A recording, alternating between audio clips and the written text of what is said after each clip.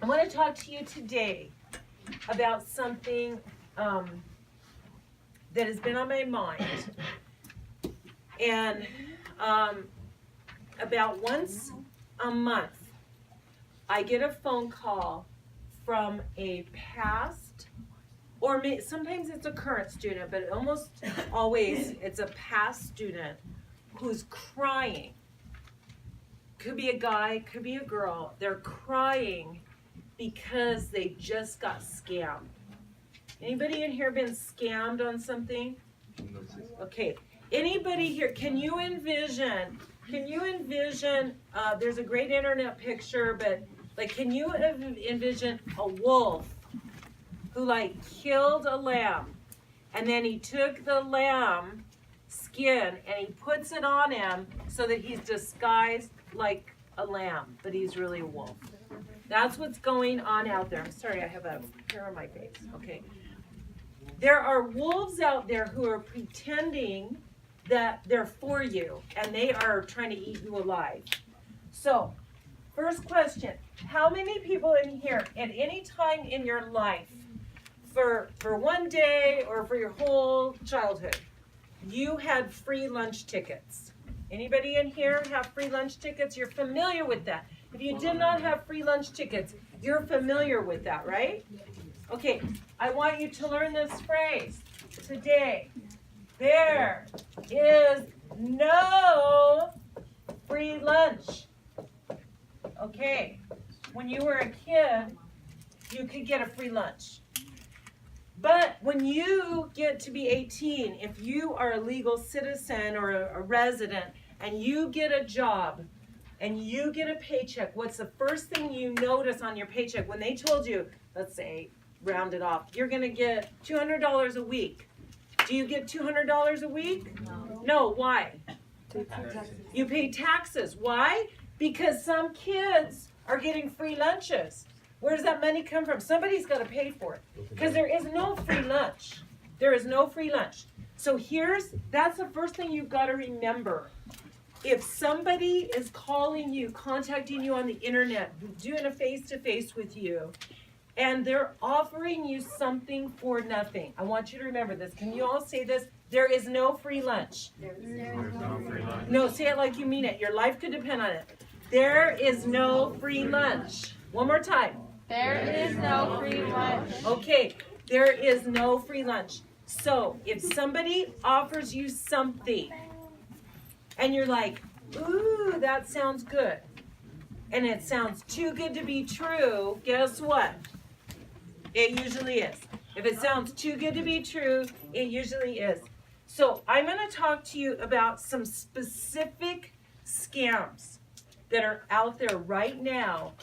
And I want you to listen to these because a lot of people are getting these phone calls and emails and face-to-face interactions. So I want you to listen to these specific ones, but I also want you to please look for the patterns. What are people doing? So there's a couple of different ways they do it. They use scare tactics, like they sound like they're really in authority. Or they try to buddy up to you. Like they try to make you feel like they're for you. They're your friend. I'm going to give you something. But then you got to remember there's no free lunch. Right?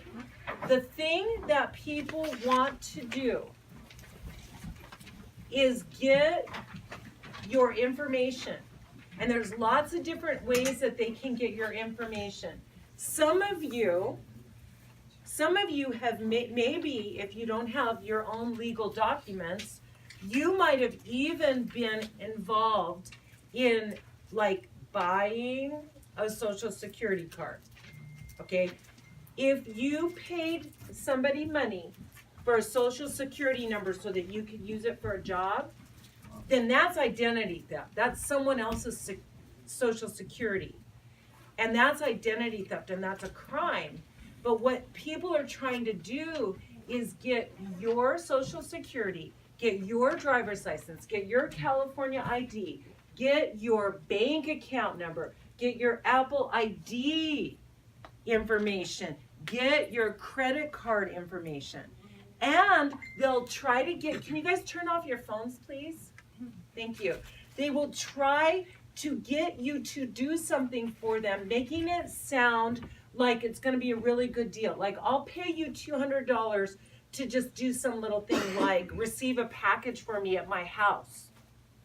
That sounds good. Like, why wouldn't, Chris, if I say I'm going to pay you $200, all you have to do is get a package for me. Like, if you trusted me, you might go, that's a good deal for me. Sure, I'll do it.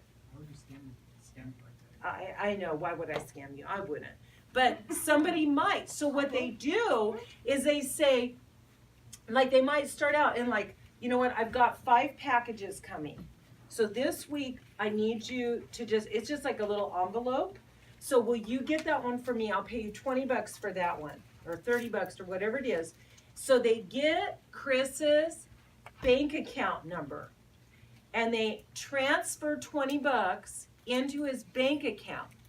So now he's like, hey, I was kind of nervous about this, but it's legit.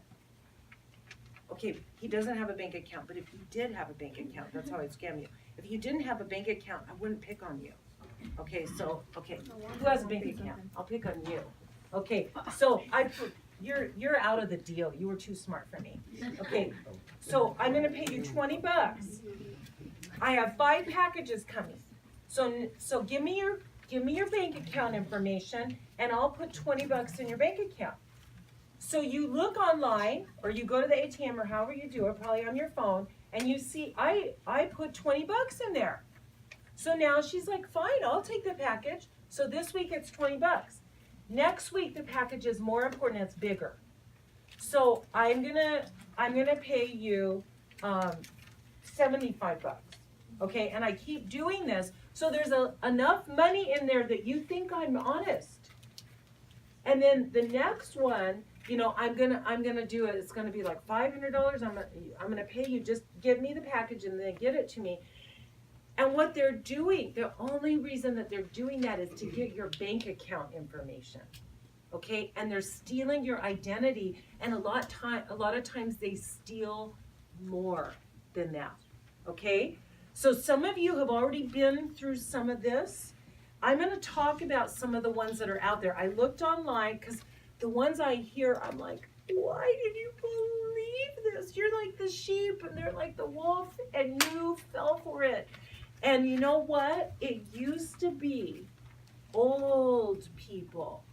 Like they call your abuelita, and she doesn't know anything about the internet or bank accounts or anything, but maybe she just opened a bank account.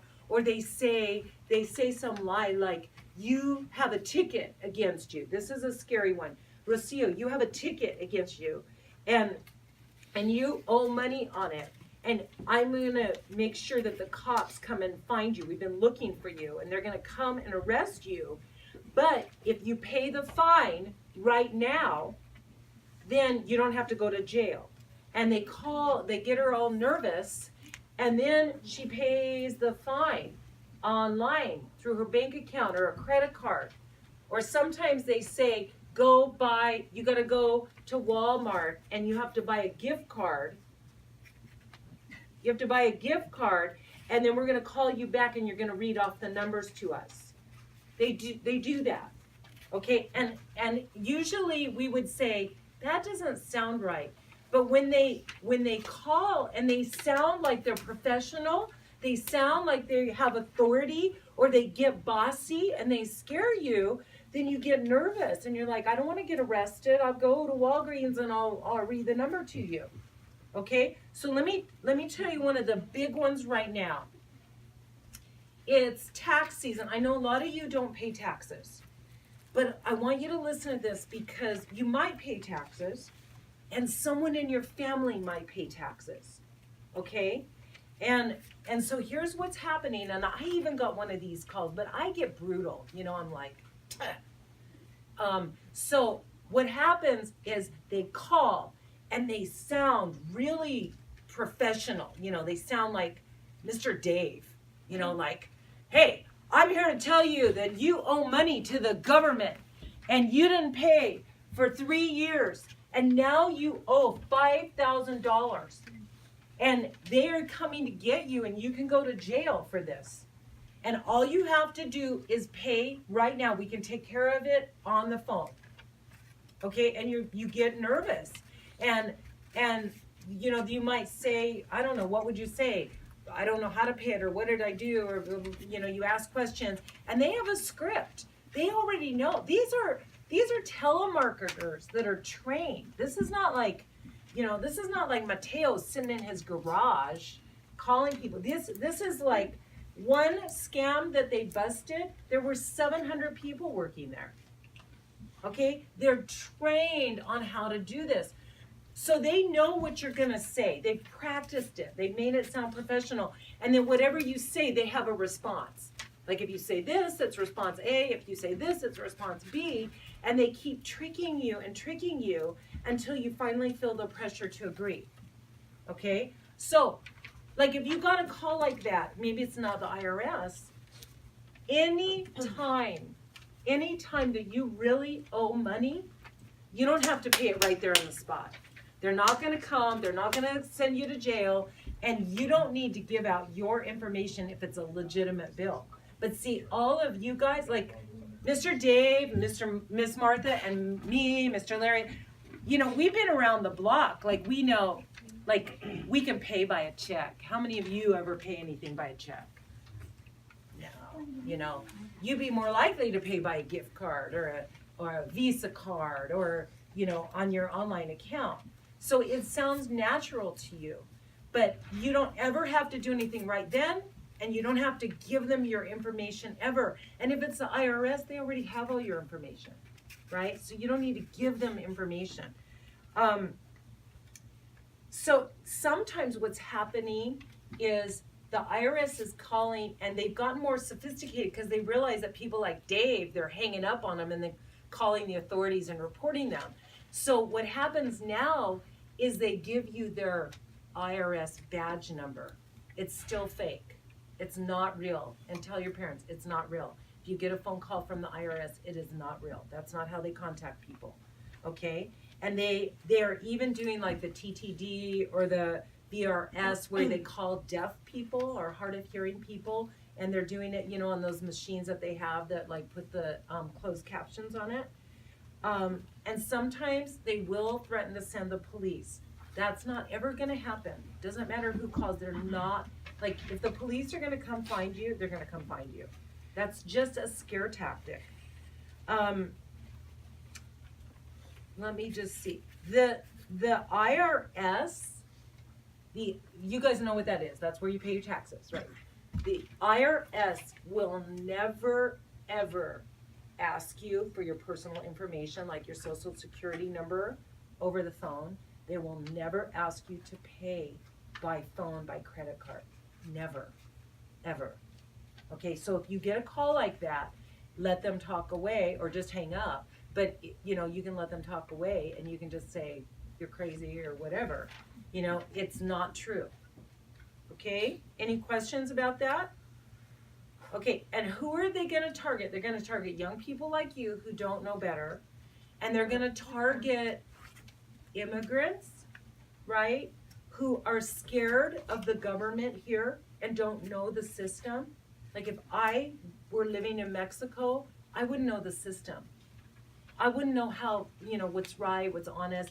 I would be really vulnerable. And so if you have people in your family who don't know the system, you need to help them know. Okay. Here's another one that happens sometimes on email. Like, I bet every faculty or staff in this room has had this. But you guys maybe have, maybe haven't. If you ever get an email that is saying it's someone that you know, and like they were traveling to Mexico and something happened and they got thrown into the police station and now they're writing to you asking for your help and they need $2,000 to get bailed out of jail. And it's like maybe your relative or something like that. If you ever get anything like that, that's usually false. I mean, like if you know that your relative is in jail, that's a different thing. Yeah. I got one of those about a year ago, so I called my friend in Northridge and said, have you been to Singapore recently? No. Yeah, and what they do is they hack into your email contacts, right? And now, you know, usually your phone and your email are all synced up, right? So they hack into that, or very likely, let's say that Gigi and I email, okay? So they hack into Gigi's email. They get me as a contact. They get all of her contacts and they send out the same email to Gigi because they think we probably know the same people, right? And so then we get these big email lists going out saying that our mutual friend who's in Mexico is in trouble, and we get all panicked and we're trying to raise money to help him, and we just have to put the money into this account. It's false, okay? Here's one that might happen to you.